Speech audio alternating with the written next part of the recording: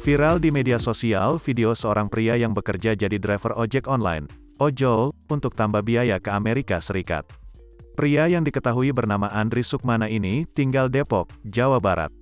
Ia mengunggah kisahnya di akun Instagram pribadinya, @agesandri. Dalam video, Andri atau yang akrab dipanggil Ejes ini terlihat memakai jaket ojek online dan berada di dekat patung Liberty. Ejes juga menuliskan soal pekerjaannya yang pernah jadi driver ojol. "Semangat pagi, cari duit biar bisa ke Amerika.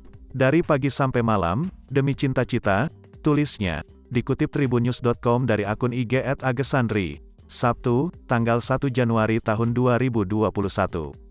Hingga akhirnya, Ejes berhasil mendapatkan sejumlah uang yang digunakannya untuk membuat visa US. Alhamdulillah, tupo terus, bisa buat bikin visa US lanjutnya.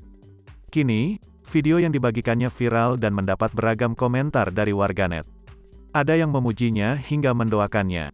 "Kalau diceritain inspiratif banget," tulis @panjiexabytes di kolom komentar.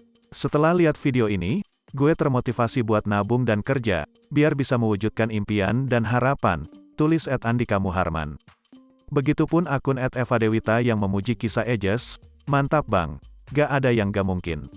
Saat dikonfirmasi tribunnews.com, Andri Sukmana merupakan warga Depok, Jawa Barat yang memiliki cita-cita pergi ke Amerika Serikat. Kini, keinginannya untuk pergi ke negeri Paman Sam itu telah terwujud.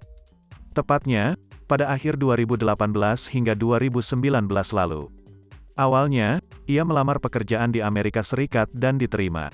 Lantas, saat ia bekerja sebagai driver ojol, hasilnya ditabung untuk menambah biaya mengurus visa US. "Jadi driver ojol tahun 2018, aku iseng jadi drive karena penghasilannya lumayan. Terus punya cita-cita ke US, pas ngelamar kerja di sana, masuk. Untuk pergi ke Amerika itu kan nggak murah. Jadi kerja jadi driver," kata Andri atau kerap disapa Ejes kepada tribunnews.com, Rabu, tanggal 29 Desember tahun 2021.